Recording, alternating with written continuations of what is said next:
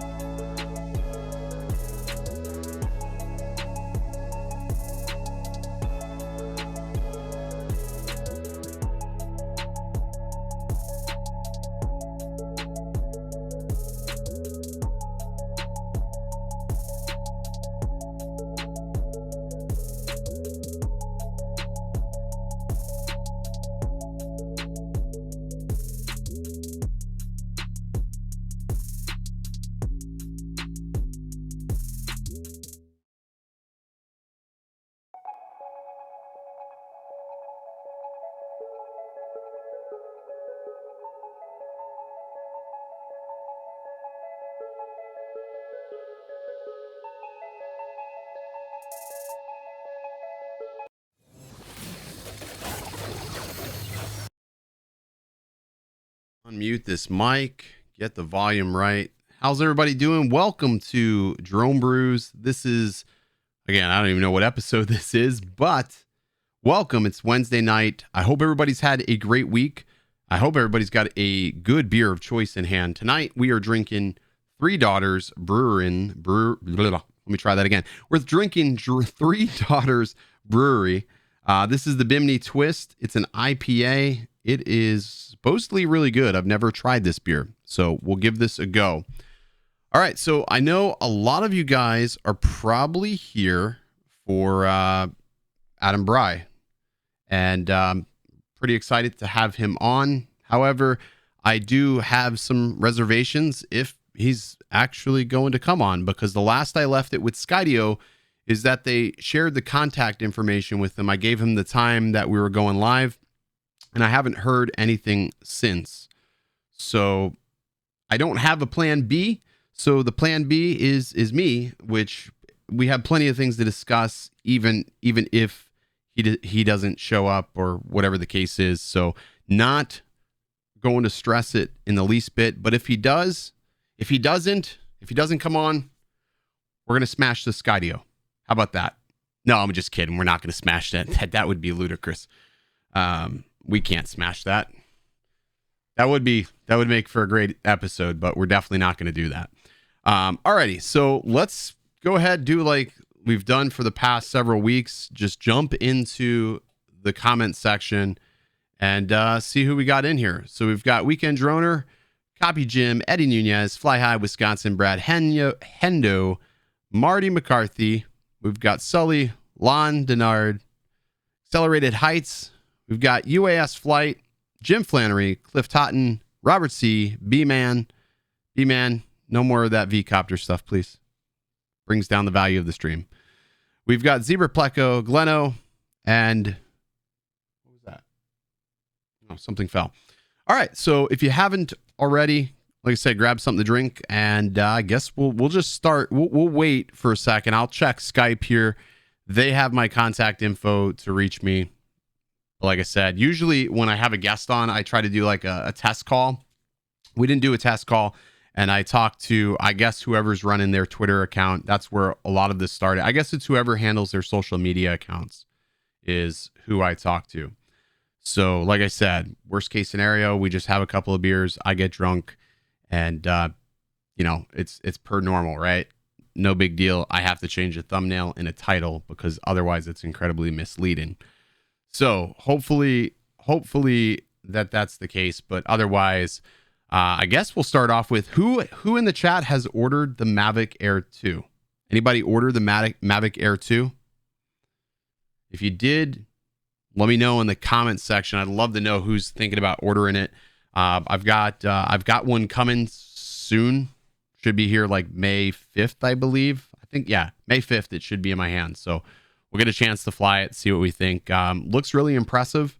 The specs are really almost too good to be true, which is pretty incredible. And that size, it's just a little bit smaller than the Mavic 2, which I think is really, really impressive.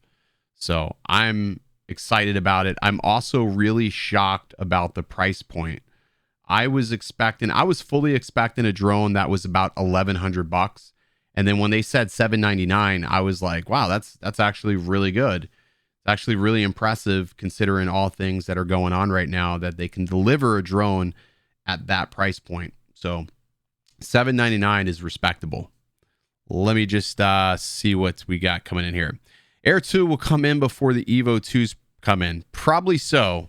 DJI has quite the manufacturing infrastructure as to where Autel doesn't really have the same infrastructure, Joe. So that's just the reality of the nature. It's a huge difference in between the two.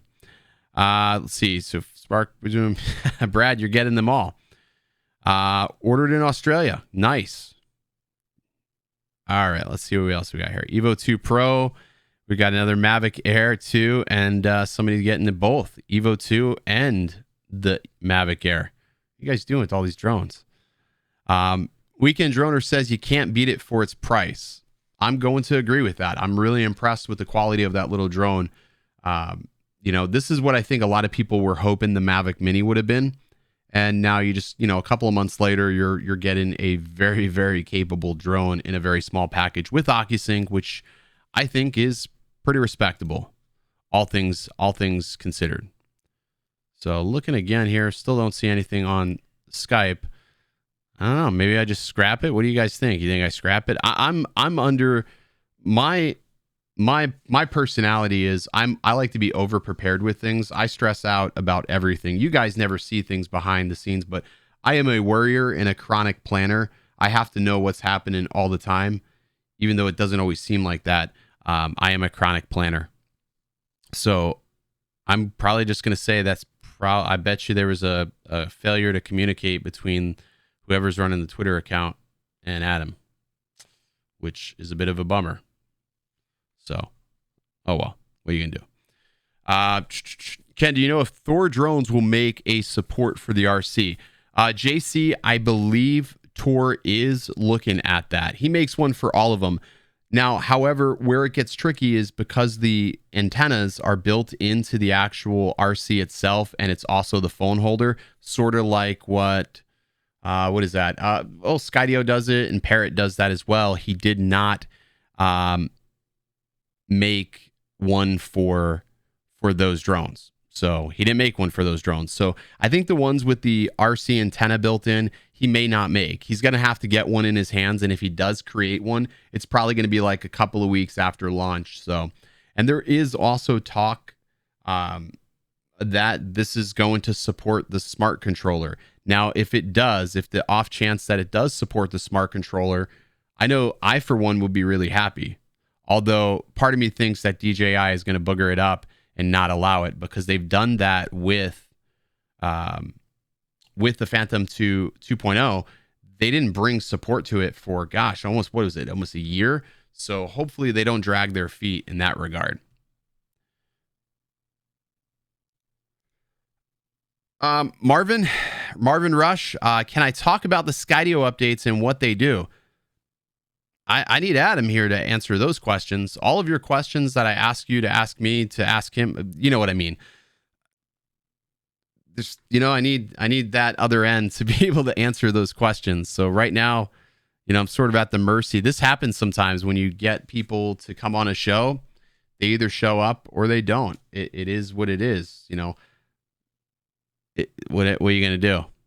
I mean, so like I said, it's still early, 9:08, maybe 10 after, who knows? We'll give it the benefit of the doubt, right? We'll see what happens. Bob White says, go spend time with your family. I really should. I should just kill the stream now, delete it, and just say, screw it, go spend time with them. But we'll keep rolling, because I know a lot of people, they were waiting for this week. They really were. So they say you will work with DJI goggles. So I know the smart controller itself has a spot for the FPV, and I think that will grab the feed from the FPV digital goggles. I'm not sure if it's going to work with the DJI goggles. I imagine it would, but I don't know about the DJI FPV version. That's a whole different animal in itself. It's not like OcuSync.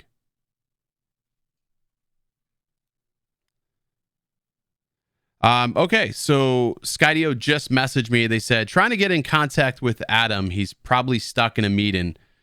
He has all the info. So, hey, we'll give it the benefit of the doubt. We'll see what happens. I mean, he is a CEO after all. They're super busy, and this whole pandemic hasn't made running a business very easy. So we'll talk about some other things until that point comes. I was trying to avoid talking about DJI on a Skydio stream, but hey, what are you going to do? It's almost inevitable, right?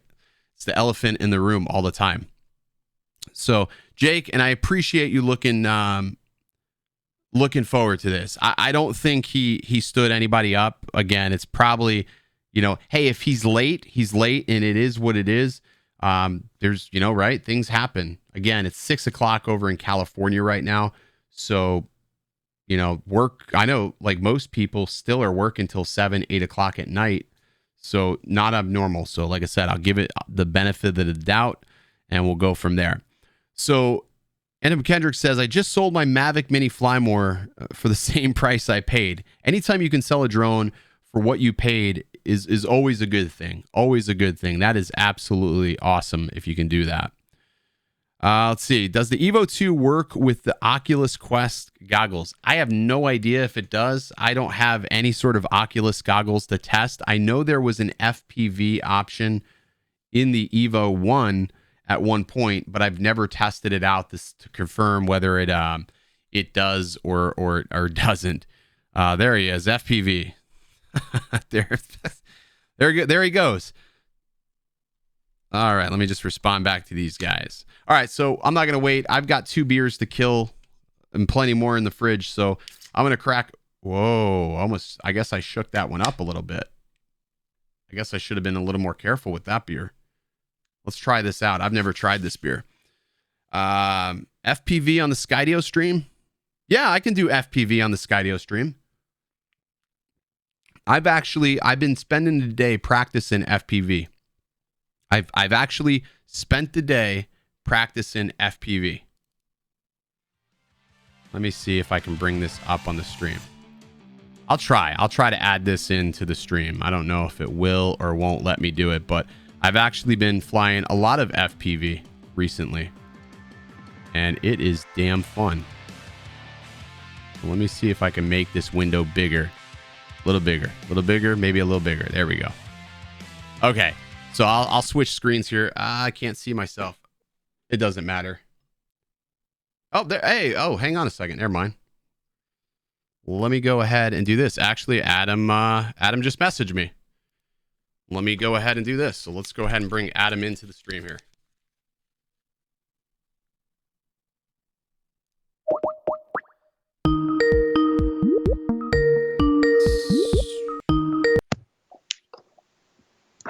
Hey, Adam.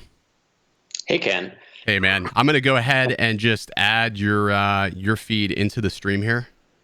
All right. Just give me just a second here. Takes me just a moment to do. You're using it. It's all right, man. I wasn't 100% sure in talking to, I don't know who I was talking to on Twitter. So, you know how that goes sometimes. That's Kendall. Do I need a beer here? Is that official?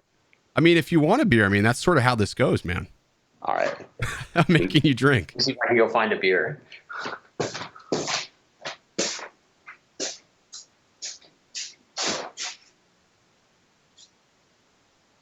I'm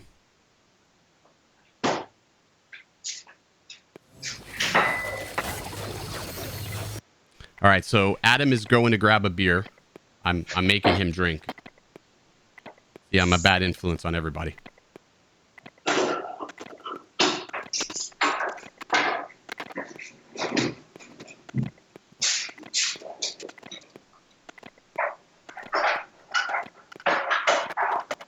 All right, so I also need to pull up.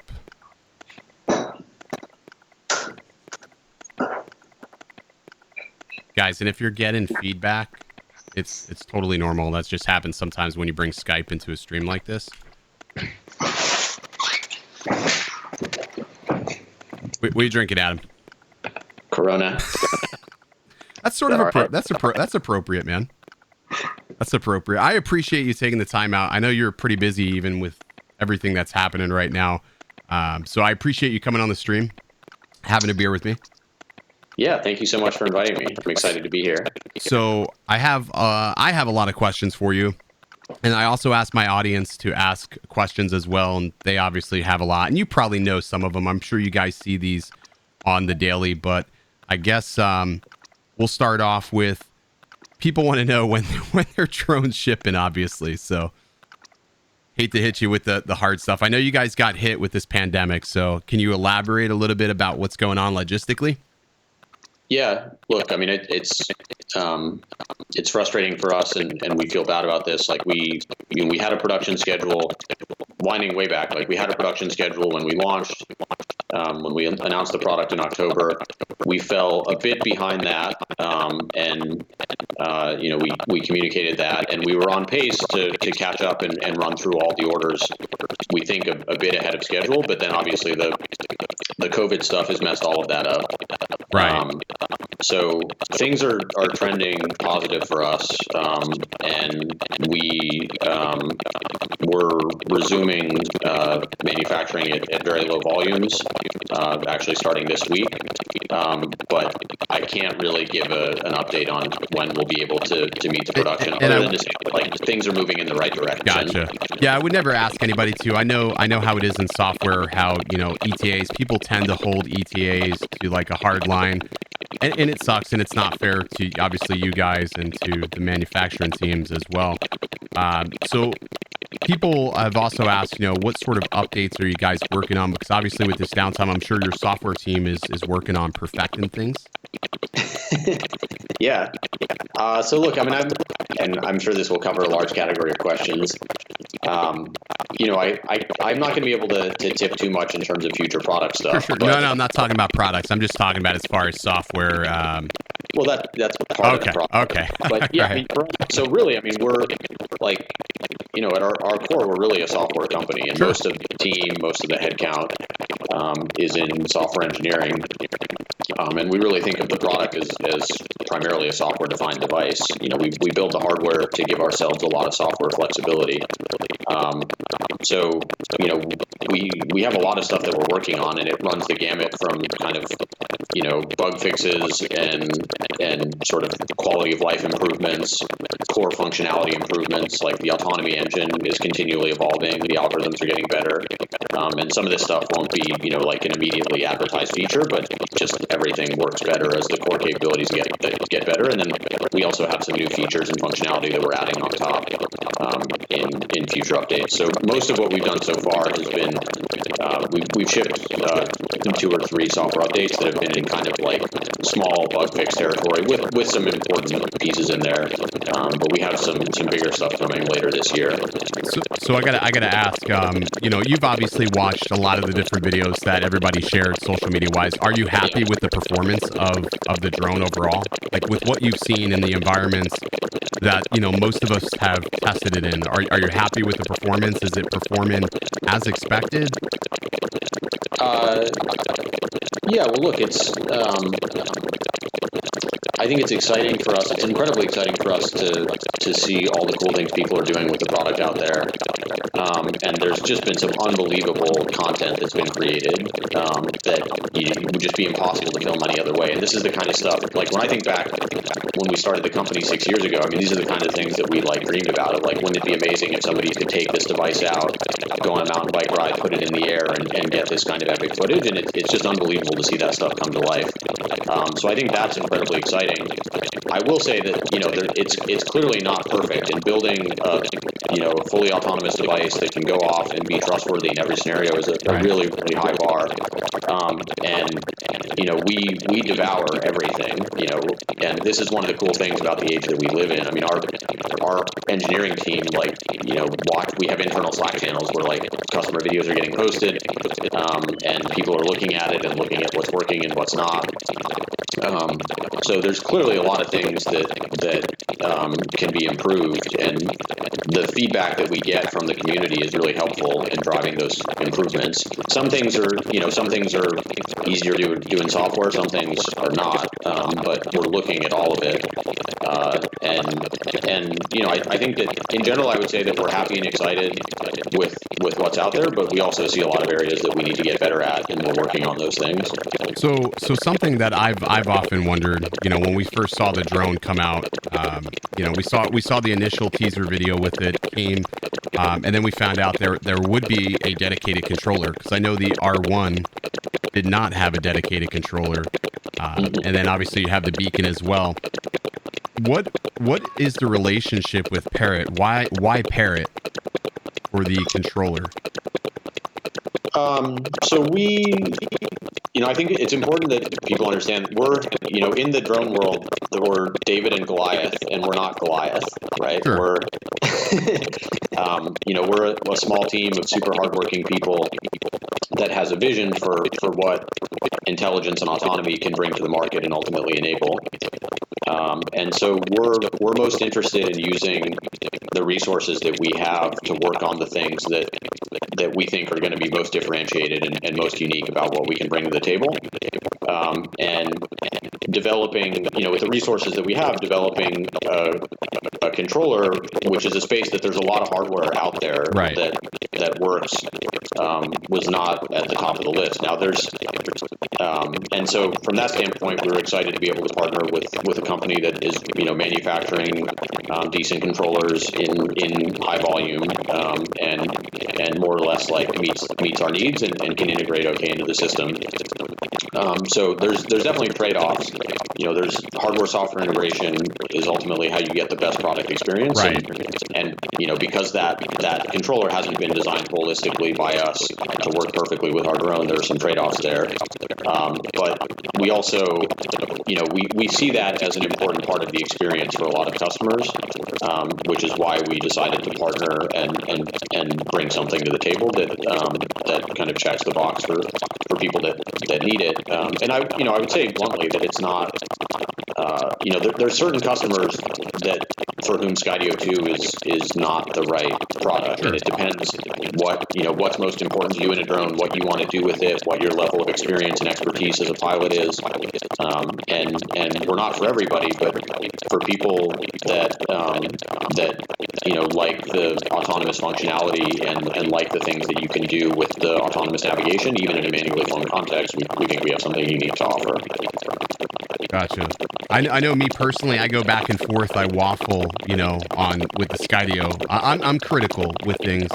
And, at first I was really pumped about it. And then the more I flew it, I was like, I don't really know if it's for me. And I ended up selling it. And then I ended up grabbing another one, which we've got right here.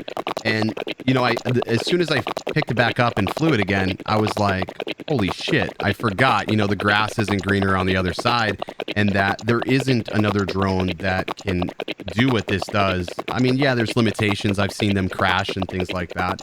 But I mean, it's about as perfect can get as far as, in my eyes, as far as obstacle avoidance today, and not really having too much fear, when I'm riding my board or something, I want to capture that. I really don't have too much doubt that this is going to do what I need it to do. There are times where it scares the hell out of me. It really does. But I mean, I guess that's to be expected. I mean, as long as you're obviously safe with it. Overall, I'm pretty impressed with the build quality of it. Can you talk a little bit about the build quality? Because this thing feels like a tank, but I've seen them hit the ground, sometimes, and things break where I just would never expect it to, like the arms sometimes and things like that. So this is made out of mostly, is it a composite plastic? Because it also feels like there's some metal going on in here. Yeah, so the construction is primarily plastic and magnesium. So okay. the blue chassis, that main piece, is magnesium, which Gotcha. is selected for a combination of stiffness, thermal characteristics, and other factors that go into the design. And then the black pieces are plastic. So, the kind of design lineage of the drone. So Ben Thompson, who leads our hardware team, worked at Tesla and was leading autopilot and infotainment hardware there. And then Chris, who leads our electrical team, led EE design for iPads, some of the iPads at Apple. Oh, nice. So when I kind of think about the design heritage of our product, like myself and my co-founders come from the AI autonomy software background, and you can sort of think of like the collision between that and an iPad and a Tesla, and that's sort of like what the Skydio products are. Gotcha. So where's the antennas in this? Because I've always often wondered, is the antenna in the rear of this? Yeah, the antennas, so the rear arms are fat at the root, right? Okay, yeah. Yeah, so that's where the antennas sit. Gotcha. Have you guys thought about like possibly, because I know for me personally, when I fly with the controller specifically, as I'm flying, it does great as it's going to its destination. But as soon as I turn the drone to come back towards me, it's, I'll lose a bit of connection with it. Have you guys thought about adding, for redundancy, some receivers maybe in the front? Yeah, well, look, I mean, I can't get too specific. No, it's fine. Yeah, but we recognize that the wireless performance is one of the weak points of the product, and there's different contributing factors there. The antenna location and design is one of them. Sure. Unfortunately, that's not a software one. You can't Right. I figured as much, but I figure I would ask. But I mean, I think a lot of people know when they buy this drone, that you're not going to buy it to fly it as a conventional drone. I think that's been pretty well stated, that this is not like a Mavic or something like that. And like you said, for everybody, this may not be the right drone for them. I know me personally, I wish it would get a little closer to things. I've seen some videos Kendall did, and I mean, he was able to get what I would consider pretty close to objects. Is that something in consideration? Yeah. So I can't say too much here, but that's something that's a software thing, right? So that's there's a lot of flexibility there.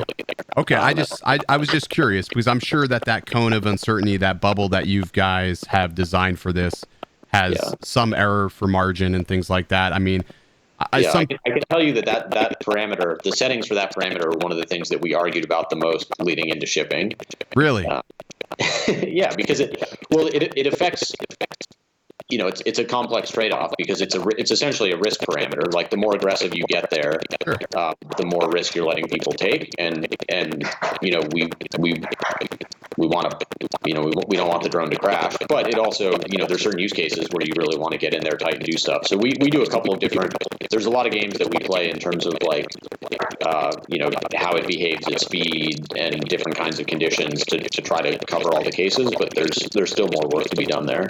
Okay. Well, that's fair enough. I mean, it's just a question I asked because, you know, when we, like I said, I keep reverting back to that ad you guys did when this thing first launched, because it made a big impact on a lot of people.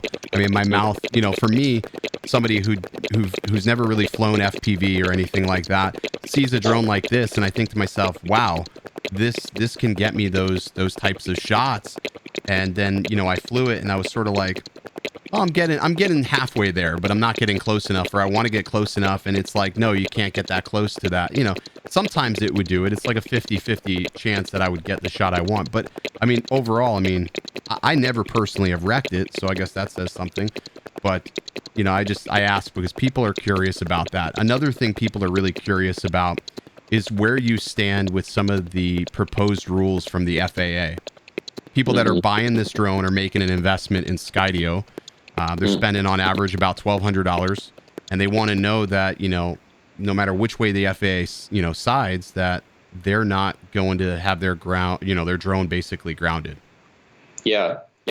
So look, this is an important topic for the whole industry, and it's something that, you know, I would say honestly, we basically just had our heads down on product development for the last 5 years. You know, we were focused on building the best products we could to let our customers do interesting, cool stuff.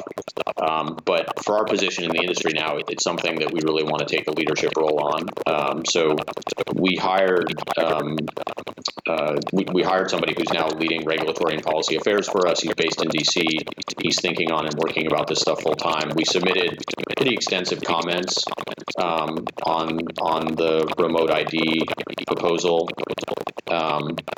And, you know, I think that, and that's still a proposal that's exactly nothing set in stone, and obviously the pandemic. Yeah. So and because of that, like, nobody knows exactly where things are going to land. Based on our understanding of what's proposed and the likely direction that it's going to go, you know, there are basically we're pretty confident that Skydio 2 will be compliant through, you know, either directly or through software things that we can do to make it compliant. You guys seem to be pretty forward thinkers in many regards. So I'm sure, you know, when guidelines come out, it's not like the FAA is just going to say, okay, this is how it is from this day on. They got to give companies time to play catch up, obviously, and to tailor their product lines. But even if you look at, like, the two basic paradigms that are out there, like the network and the broadcast, and people, you know, as written, it's sort of, you need both. I think a lot of the proposals are like, well, one or the other, or a lot of the comments that have been submitted are like maybe one or the other. But from a broadcast standpoint, we have the hardware on board to do local broadcasts. Oh, nice. Using Wi-Fi hardware. And from a network standpoint, I mean, that's kind of on the user's device. But if you're flying from a device that has LTE on it, like that gets you into the network. Sure. So there's pretty clear paths to, if what's been proposed is what materializes, and if anything, I think it's likely to be ratcheted down a few notches in terms of the requirements. I think we're in a, you know, we'll be able to comply with Skydio 2. Gotcha. I mean, from a regulatory standpoint, I think that's.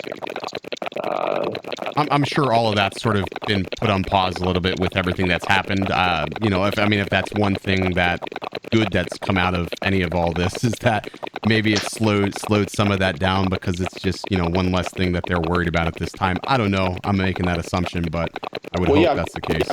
I think it is. I mean, I think it applies less for consumer use cases, but the FAA and I'd say the federal government generally in the last couple of months has shown quite a bit more appetite for opening up regulations in places where they can aid with the response in any way. And with drones, like we know, drone delivery. This isn't something that we're doing directly, at least right now. But with drone delivery, I mean that stuff has opened up quite a bit in the last couple of months for medical delivery. The public safety use cases of drones have opened up quite a bit. Although I think there's reasonable concerns there about surveillance and also particularly surveillance with Chinese drones. Sure. So I'm overall, like my long-term view, I'm very optimistic about the regulatory landscape for drones. I think that it's not going to make everybody happy at every moment in time, but I think the overall mindset is headed in an okay direction. So, question for you is shifting gears a little bit with something else that's been asked, and again, you don't have to go too far in detail on anything, but you've obviously made a big wake in the drone industry. People are pretty excited about this. Obviously, you guys did a North American launch. One of the things I see on almost every single Skydio video that I've done and others have done is how come you guys did not do a global release? And I think I get it. Like you said before, you guys are a smaller team. You're producing here in the States. So to do a global release, there would probably be some compromises, I'm assuming? Yeah, well, look, we've still got customers that reserve their Skydio 2s that haven't received theirs yet. So until I want to ask, they ask, so putting it out there. Until those folks get their drones, we probably won't be doing a ton internationally. Although we have at very low volumes we have enterprise customers internationally, but we haven't done big consumer releases there yet. So it's clearly something that's on our radar and that we're thinking about. And for enterprising individuals, there are paths to getting their drones internationally, as I'm sure people are aware, and we have a lot of people that do. That there are. Have you guys given any thought to utilizing distributors once you get these initial orders out? Yeah. Look, everything. I mean, we're definitely thinking about this stuff and looking at options to reach international markets. But we're prioritizing until we can meet the demand in North America. We probably won't do a whole lot. Sure. And then it's a question of how quickly we can scale. That's totally understandable. Like I said, these are a lot of the things that have sort of been swirling around in people's mind. Like, I mean, I don't know if you got a chance to peruse through the questions, or maybe Kendall did. But obviously the most common thing, like we're just now getting our hands on the Skydio 2, and people are like, "Hey, where's the Skydio 3?" And I'm just sort of thinking to myself, I'm like, "Why? We just got this. It's it's pretty damn good." I mean, I wish it could fly at night. I'm assuming it can never fly at night. Is that have you guys attempted to fly these at night? I probably shouldn't say too much there. Okay. I mean, totally get that. I mean, that's just my curiosity, because I know sometimes, you got to sort of beat the sun when you're flying these. Like, I know, like, okay, sun's getting too low. I got to get this thing down, because I'm always in fear, like maybe I don't have enough light for the sensors. So I was just wondering if, at any point that was something that was going to be tuned, like something you tap. I don't know. I can't remember which brand has it, but there's like a launch sequence. I think it's Tesla. You got to agree to ludicrous mode or something like that. Maybe something that, hey, you click this button, we take no responsibility at that point type of thing. Yeah, I mean, it would need to be something like that. Like we don't have the ability to do the autonomy stuff at night with the sensors that are on Skydio 2. I guess what I can say is, like, the hardware is capable of flying blind at night.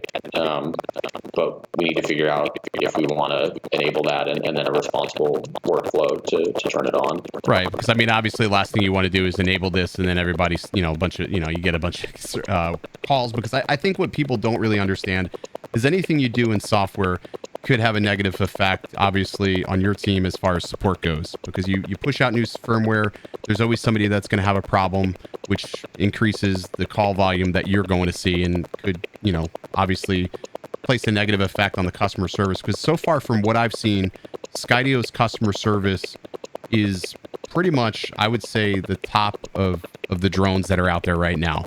Everybody used to put the pedestal that Autel had some of the best customer service, and then it would sort of, drop down from there. But from what I've seen, you guys have some pretty phenomenal customer service. Well, I appreciate hearing that. I think it's something that we take seriously. We think it's really important. The team there has done a really good job. I think one of the unique things that we can do is we have the customer. Well, not everybody's in the same building now, sure. But in normal conditions, the customer support team is in literally the same building with the engineering team that designs the product and across the street from manufacturing. And there's no other drone company in the world that, at least sort of in our class, that has that capability. And that's a real thing, because that means everybody knows each other. It's faster feedback cycles. So the team itself is good, but then they're empowered to get close to the engineering team. And they have access to the engineering team, because I know, like, I work for a software company, and I when I was in building, I just walk over and say, hey, I've got this situation happening. What do I tell them? It was convenient. I don't have that luxury, obviously, anymore, not working from home, but I'm assuming they have that access to go over there, pick somebody's brain. Yeah, absolutely. And even with everybody working remotely, like, everybody knows each other. We're all on Slack. So there's really fast feedback cycles. Nice. And the feedback we get through customer support is important for us from a product perspective. Good stuff. So just to recap here, because again, I don't want to take up a lot of your time, but I also don't want to hash things that you can't necessarily talk about. So like I said, I'm going to go through some of these questions that a lot of the people have asked. And again, you don't have to answer anything that you can't. I'm not even going to ask that. Somebody asked, will we ever see a foldable Skydio? I guess that's a good question too. The thought process behind not making this foldable, is it just because, hey, it's been done and this is just a much more rigid design? Well, so we optimize for the overall portability profile of the product. So when you take the battery out, like, if you look at the size of Skydio 2, if you put it down next to a 13-inch laptop, it basically is, from a profile standpoint, it fits within a 13-inch laptop. With the battery out, it's very low profile. And what we found for ourselves and in talking to customers, that from a practical portability standpoint, that matters most in most scenarios, because it occupies the same sort of, or a similar physical volume as a 13-inch laptop. And there's a lot of, backpacks, bags, suitcases, whatever, that are designed around that. And then we built a case that fits that. So we think the portability story is pretty strong from a practical standpoint. And then from an engineering standpoint, folding is tricky with cameras out there on the arm. So one of the things that gives Skydio its unique autonomy capabilities is having the cameras with wide baseline. So the navigation cameras have quite a bit of distance between them, which allows it to see really far away. But that means putting them out on the arms, and having them out there if the arms fold induces a bunch of challenges that would ultimately just make it heavier and more expensive. Right. So the short answer to them is you can control the variables better as long as you know that the arms are not moving, especially for some of the tasks that you're asking the drone to do. Yeah. All right. That makes good sense. Nothing's impossible. It's just another set of engineering challenges. And I guess it just goes, like, I know when you guys first started beta testing this and we started seeing the videos roll out, I think what tripped some people out, and again, when you make something that flies, there's this thing called the drone community, and you've probably already butted up against this a little bit already. They are a unique user base, and they are some of the most critical people I've ever met. Bless them anyways, but they think of these things, and like from a typical pilot that sits there and flies with the controller, that's your typical pilot. You have the RC and you have the drone. They think about these things on how they operate, or why, they're always going to compare this to DJI forever and always. It's going to get compared, but this, is just a totally different animal. Some of the things I've seen too, looking over the warranty too, have you guys sort of eased up a little bit? It is safe to fly this over water? Is that, you can fly it over water? I mean, I've taken it out around water. It seems to do fine. Is there any time of day where it would be dangerous to take this out over water with the sensors? Any time of day where it would be dangerous? Yeah, like with a glare or something, you see there being a potential issue? Like I said, I've never had a problem. No. Okay. No, I mean, it should be fine. Like when you fly over water, it'll transition to using GPS more and less of the visual navigation. Okay. But I mean, we've tested that a bunch ourselves. We have a bunch of customers doing it. There shouldn't be any issue. Good deal. That's good to hear, because I know that's the question I often get asked is, well, how can you fly that over water? They said you can't. I'm like, not that they said you can't. I mean, there's legal verbiage in there, but I mean, I've never had a problem with it. It's always seemed to perform okay. Yeah, it's fine. I mean, it's like, if you're flying it over water, you need to be more aware of battery status and things like that, right? Because you don't want the drone to take a swim. Sure. But I think folks who fly drones a lot know that. On the drone community thing, I think it's. So we're gonna get the work from home experience with a bit of baby noise in the back. I'm right there with you, man. She can come say hi. Can she come say hi? Yeah, sure. You want to say hi, Claire? She just ate some carrots. She ate carrots. Yeah. There's a lot of carrots. All right. Oh man.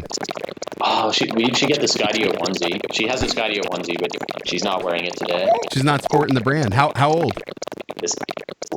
5 months. Oh man, so you're first. You have kids, Adam? Besides your daughter here? First daughter. She was actually born the same week that we shipped Skydio too. Nice, so man. It was a quick succession of events. So was she on time? She was in batch 1, right? I had to do it. No, those jokes got made around the office a lot. So she was a week or two early. A couple of days. So truth be told, this shouldn't be too. Yeah, the product shipped a couple weeks later than we were hoping. So those two dates ended up colliding. Man, so you're getting right now the whole new dad experience. How's that treating you though? It's great. I mean, this has been one of the nice things about working from home. I get to spend a lot more time with her than I otherwise would. And I'm pretty much working all the time, but now I get to work from home and hang out with Claire. When they get older, you'll so my daughters are older, and I wish I had an office somewhere else, man. That's all I know. I can't wait till things normalize. So I actually we were in Passon at Commercial UAV this year. And I was going to walk up to you, and I was going to strike up a conversation. I walked past you like 3 or 4 times, like a stalker, and then I find you were looking at a fixed wing, and I ended up just saying, he seems deep in thought. I'll catch him at another time. And that time never came. I was going to come back to the event the next day. I didn't see you around. I saw your keynote speech. How are you guys doing with the commercial side of life? Because I know that was sort of something that you were entering into. A lot of people were thinking about utilizing Skydio commercially. So we have a lot of exciting stuff happening there. I don't have. We can't talk about that anything big to announce. Well, what I can say is that we have a lot of people who are buying the consumer product and using it for all kinds of interesting, cool enterprise applications. And it's generally stuff that we're very excited about. We see a lot of potential there. What is one of the major things, like somebody who's looking at this from an enterprise aspect? What is one of the use cases that you most often see? So the stuff that we really excel at today with the software that's out there, or there's a lot of things that we can do to make this work better, is the inspection stuff, where you can use Skydio 2 to fly really close to structures, fly in GPS denied environments. You can fly like under a bridge. Okay. You can fly close to a building, and collect data that would be really difficult to collect with another drone. And the traditional ways for doing a lot of these things, like the traditional way for doing bridge inspection, is you get what's called a snooper truck, which is a giant truck with like a big arm that reaches out onto the bridge, and people sit in that kind of carrier, and then Super dangerous. Yeah, it's super dangerous. It's super expensive. You have to shut down the bridge while you're inspecting it. So what used to take half a day and shut down the whole bridge can now be done by one or two people in a couple of hours. And we see a lot of. I mean, I think that's kind of the tip of the iceberg, but we see examples of that all over the place. We also have like public safety users. So we have a bunch of agencies that are using Skydios for kind of real-time situational awareness, where it enables them to fly close to the ground and check out potentially dangerous situations before they send a person in. So there's all kinds of exciting stuff like that that's happening pretty organically now. Now, is this affected by magnetic interference at all, or is this not set? So you can fly near a structure, a metal structure, and not really have to worry about interference from that structure with this unit? Yeah, completely. You can fly. So we have energy utilities that are inspecting power lines and transmission towers, inspecting cell towers for the same reason. You can get close. You're not affected by any kind of EMI. I think that's pretty incredible, and I'm looking forward to them starting the ship again, because I want, I look forward to seeing other people experience this, because I think when, others finally do get their drone in hand, and it's going to be worth the wait. I think that's one of the things that I haven't done a good job, and a lot of people haven't really done a good job, is talk about, no, it is worth the wait, that if you're interested in this type of unit, it's like none other. The camera's great. I mean, it's right off the SD card, what I would say is ready to go. I find myself using it a lot more personally, just like for Facebook and stuff. Not so much for YouTube, but more personally, and it's just actually really fun to use. So I appreciate everything that you guys have put in this product, and your team taking out the time, and also the fact that you're probably one of the most easy to reach companies. There's a lot of companies that create products, great products. They don't really get in touch with their user base. They're not really grounded. And I can't say that about you guys, because you really are. I mean, from Kendall to all the guys to Sean, I mean, you guys have been fantastic. And it's not just people who are personalities online. I mean, I've seen that with just what you guys do with your typical pilots, which I think is fantastic. And I hope you guys don't ever change. Cool. I really appreciate hearing that. And we love it. I mean, as I said, like all the content that gets posted gets digested internally. People get excited about the great videos, and there's long engineering threads on the ones where something went wrong. Is there anything that you've seen that makes you cringe a little bit? Like, oh man, that's not what we want to see. I mean, anytime. Well, it depends on what you're talking about. Like, anytime it doesn't perform perfectly, a crash or a situation where something catastrophic obviously could have happened. Yeah, I mean, anytime the drone doesn't behave perfectly, I cringe. Like, I'm looking at it and I'm thinking, like, we messed up there. Like, how can we make this work better? How do you take ownership for that, though? Like, because obviously you have a very unique crash warranty, right? And that crash warranty is sort of what a lot of people looked at when they first considered buying the Skydio 2. And, some people thought, well, this thing, if I crash it, they're just going to give me a free drone. But obviously there's certain, curtains that are in front of that to protect you guys. But where do you draw the line when somebody wrecks a drone and say, okay, well, all right, I know that this is sort of a gray area, but, do you guys evaluate each case by case? Yeah, we I mean, we wanted to have the best warranty out there and stand behind the autonomy system that we've developed.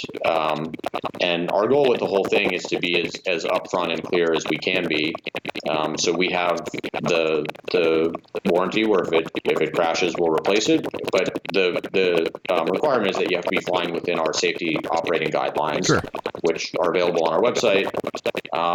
And this is basically us, you can think of it as us like publishing what we've tested, what we know works. And so it's hard to be like 100% quantitative, like, totally rule based on all these things, but we basically apply those safety and operating guidelines as clearly as possible when we're making a warranty determination, and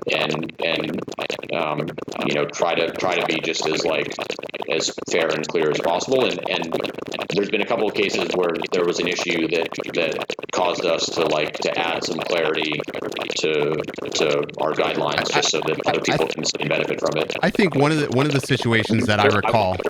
So yeah, no, I would also say that, I mean, there's some of this happens in the community where there's been, something that'll be like a video of a crash, and then they'll say like, I'm sending it to Skydio warranty, and honestly, we view that in kind of positive or negative. Like, those become internet record of like what our policy is. So at least there's examples out there that other people can go and look at and see what the warranty determination was. That's sort of where I was leading up to, because I've seen several, and I wouldn't say it was really several. I mean, if you search Skydio crash, I mean, I think maybe there's a handful. There's a handful, right? Not a lot, but a lot of the crashes that I have seen, it's just, okay, what were you doing? Yeah. And then sometimes it's like, okay, I can understand that makes sense. I mean, yeah, I mean, there was I know one example, the Billy Kyle one where it took a swim while it was following him. Yeah. Yeah, that was a mistake. I mean, that was everything he was doing was fine. And we know what happened there. We might actually publish like a blog post on we did like a full forensic analysis inside the autonomy system of what went wrong. But that was, what about the bridge? That one, I think that was the first one. I'm going to ask about the bridge because I'm curious. I know all these guys, obviously. So, and we all talk, and we never knew what happened with that situation. It's still a mystery. Never got an answer out of him as to what happened. There was never a follow-up. It's the cliffhanger of 2019. Well, if he hasn't shared, then I'm probably not inclined. Okay. Did he never post a? He never did a follow-up video to that. Okay. Well, I'm gonna stay bum on that one then. Okay. All right. Fair enough. They probably already warned you. I'm going to ask these questions that will probably, you're going to be like, you son of a gun. I'll punch you later type of thing. But those are the questions that I try to ask because people are curious. These videos are forever. I'll comment generally on that one. I think that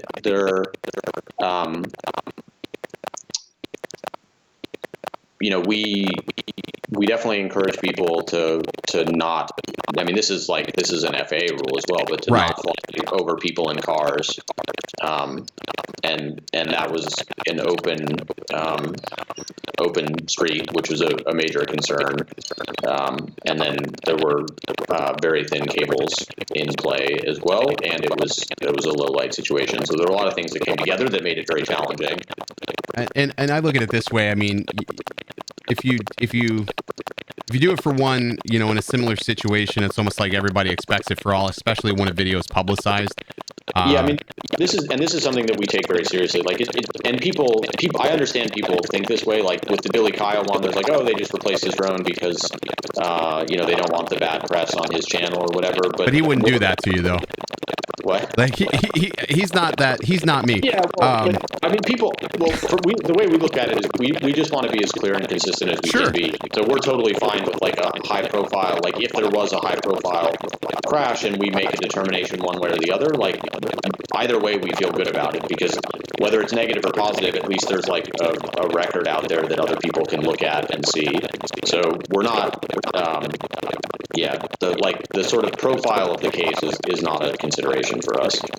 Exactly, and that's what I try to stress to people is that that's not how it works. They look at everything as like you're a customer, because I think what a lot of people don't realize is that none of us, we all bought our drones on our own accord, and that we're just a customer. We're flying it as a customer and experiencing it for the first time, and I think that's important for people to understand that. And when somebody sells their product, it's because, hey, I spent money on this and I'm not using it, so it's no ill harm against Skydio.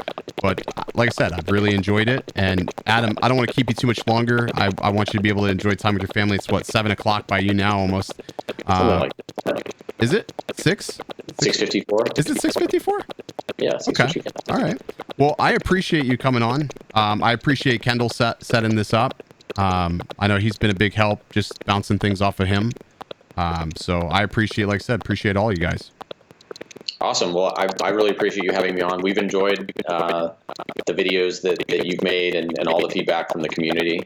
So we were disappointed to see you selling Skydio 2. I'm glad that you've seen the light and got it back. It's like I said, the grass isn't always greener, and I realized that, as soon as I got it back in the hands, powered it up, it was easier the second time around because you already know how to pair everything, pair the beacon, and it's like, all right, it's like second nature, Yeah. So it feels good to have one back in hand and be able to play it. And everybody looks forward to them to start shipping and wish Skydio all the best. Awesome. All right. Well, thank you. Thanks, man. Take it easy. Right. Bye. Bye.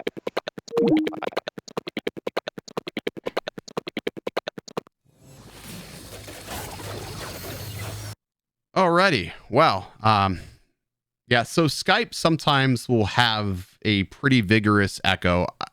I apologize about the audio. I'm not really sure what that was.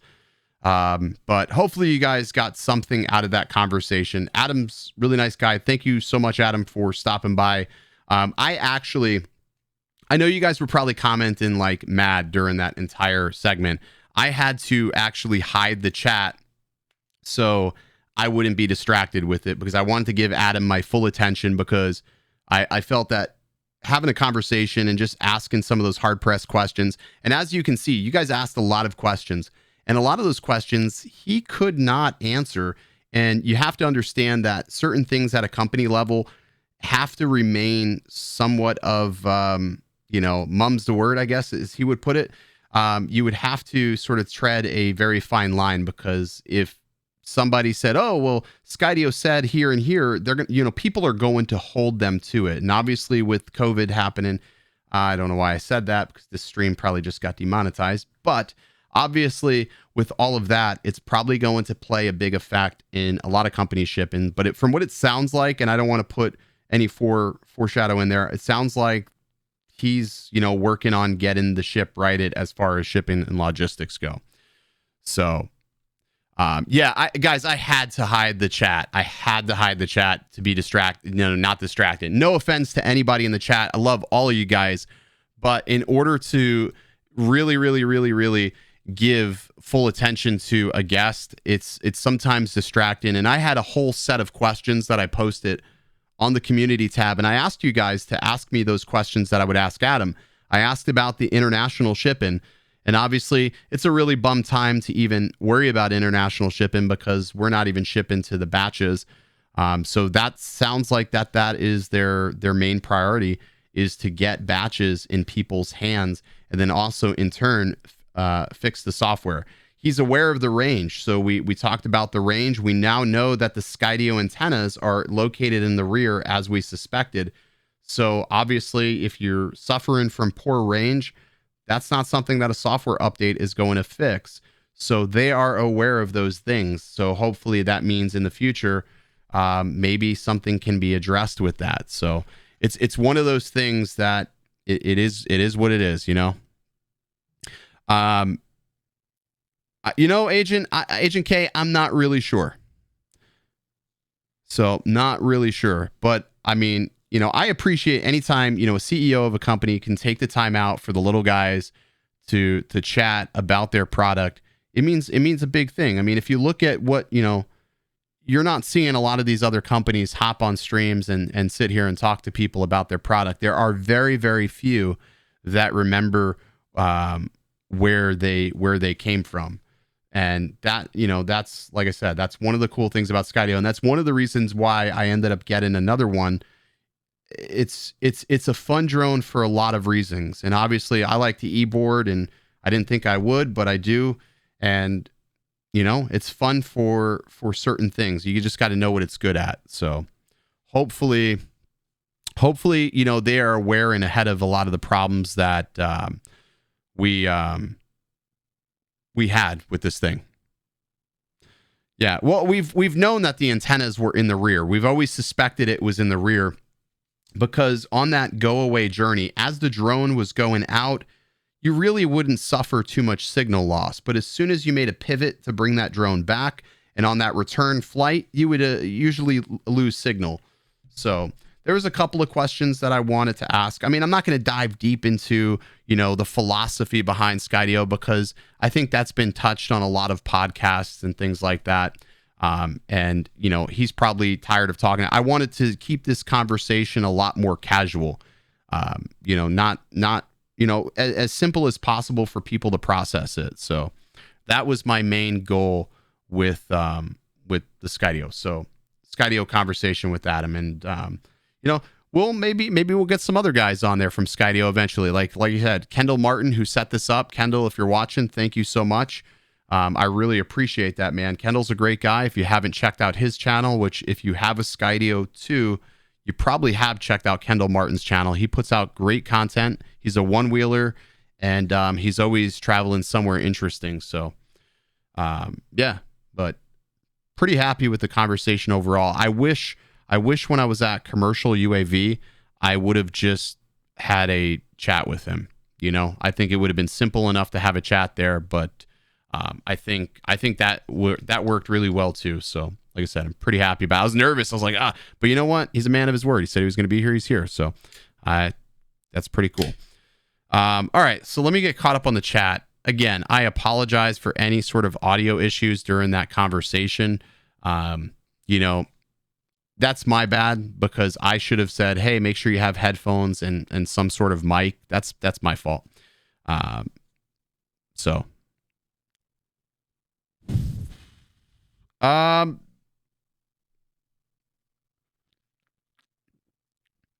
I don't know, Lon. I haven't seen his channel, so I couldn't really tell you. If you're talking about Romeo Dersher, Romeo is a director for public safety for DJI. He heads up the commercial end, if that's what you're talking about.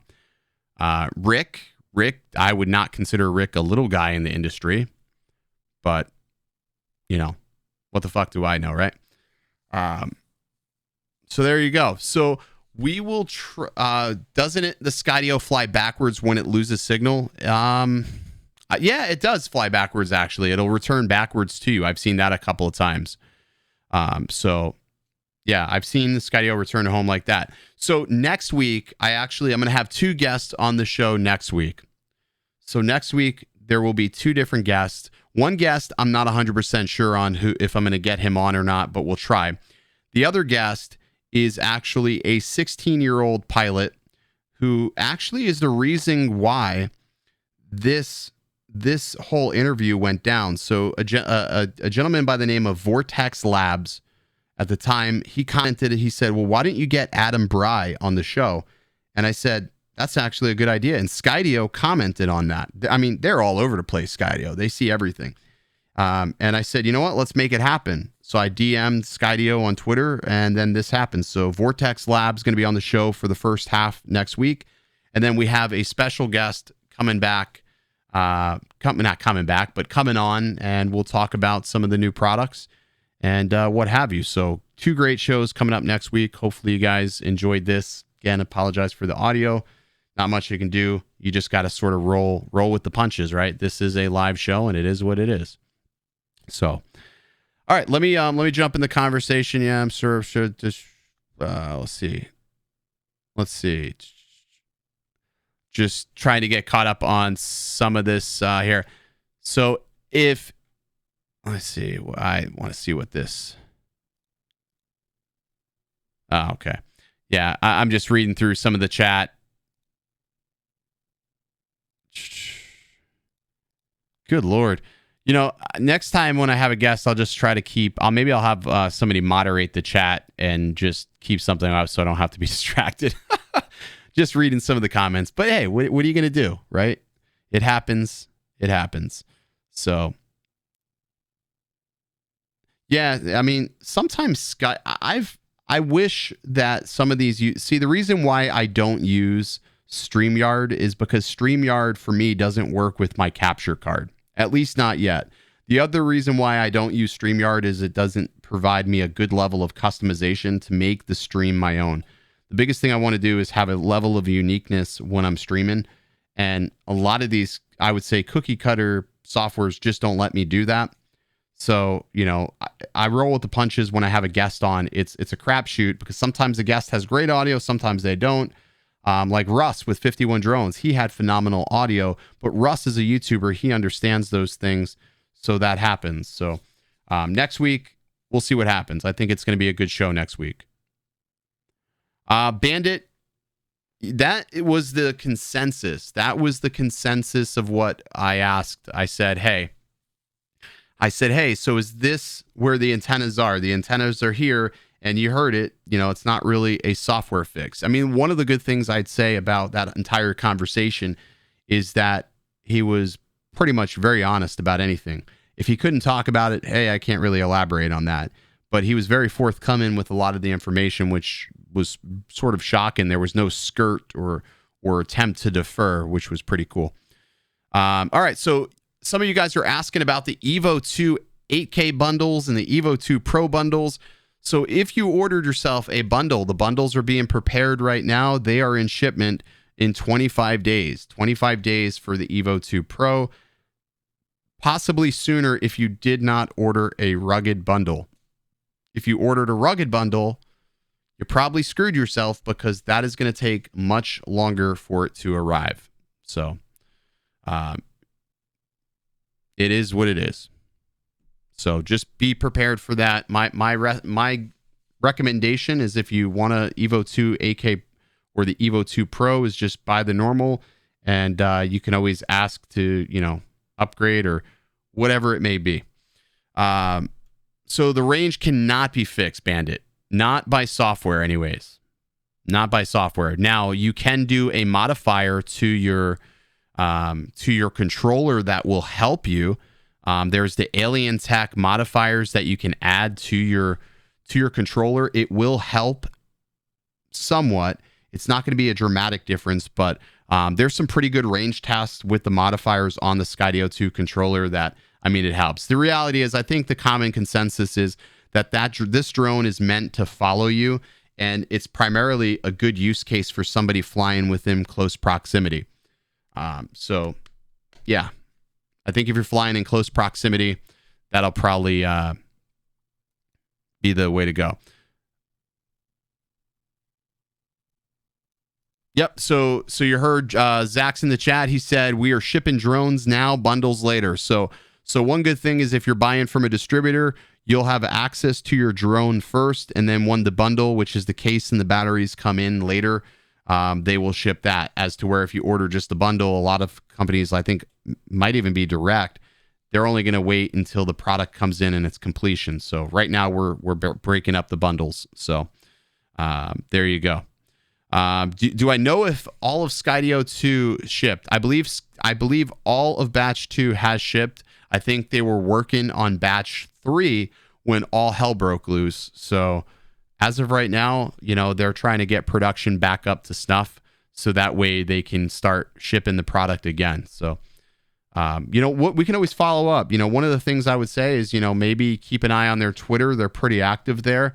They're also pretty active on their Facebook. So if you're not following Skydio there, follow them there, because when they do start shipping batches again, you'll know firsthand, and you don't got to wait for a YouTuber or anything. So there you go.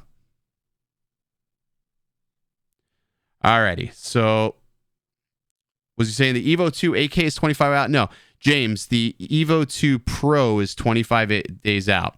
The Evo 2 8K is not, although there is limited stock. It will be faster than 2 weeks, but just be mindful that the stock is limited on Evo 2 8K. So if you order an 8K now, the stock is just pretty limited. So just be mindful.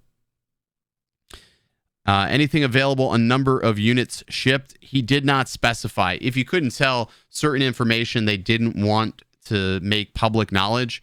So, you know, that is what it is.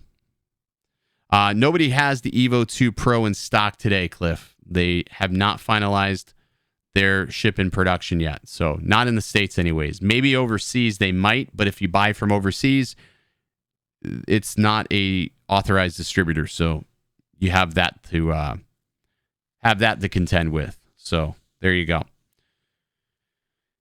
6 WTF, he did not. He said right now they're trying to get shipping back on track because, again, the virus. So the virus has slowed everything down.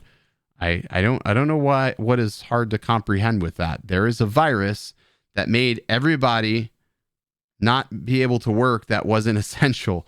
So it's going to take time. It's going to take time.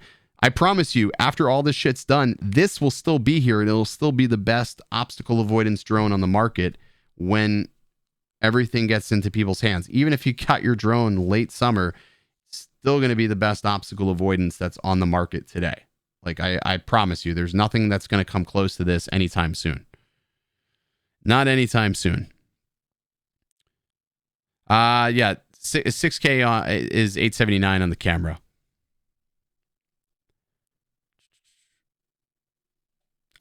In the bundle, Sergio, I'm not 100% sure. I thought they were. Damn it, I just spilled beer. As soon as the pros become available for shipping, we will let you know. Obviously, anybody who has a pre-order first, pre-orders go out first. So if you're, and it's in the order in which they were received. So keep that in mind as well. Keep that in mind as well. It's in the order in which they were received. They're going to go out. So, and we'll have a review on the Mavic 2 Air. Well, not a review. I'll do a first impression. I'm not going to review it, but just do a shit ton of flight footage with it and go from there. I think that's the best thing to do is just fly something till you can't fly it no more. Alrighty.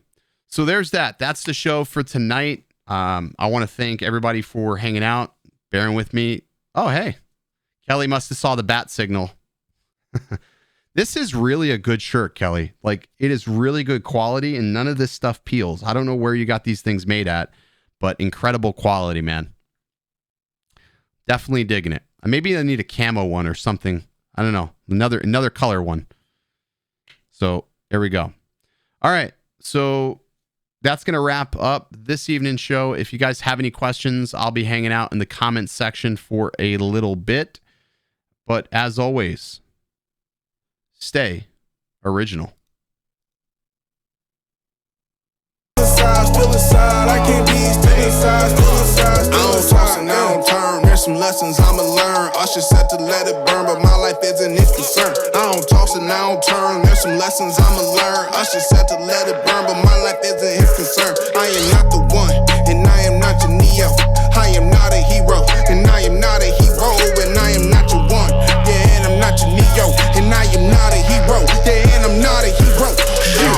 Too many nights, yeah, not feeling right, yeah.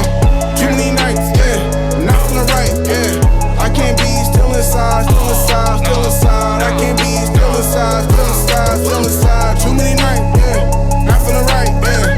Too many nights, yeah, not feeling right, yeah. I can't be still inside, still inside, still inside. I can't be still inside, still inside, still inside, yeah. For the people who been holding me down, 2 times for the people who been holding me down. That's 3 times for the people don't be knowing me now. I just move without a sound, and I just move without sound. And 1 time for the people who been holding me down, and 2 times for the people who been holding me down, and 3 times for the people I don't see them around. I just been moving around, I just been moving around, yeah.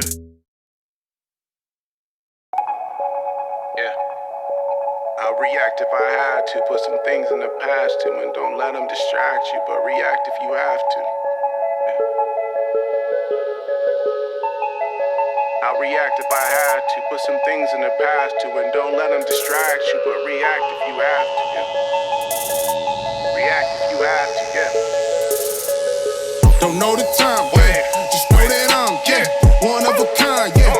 What's on hard to find.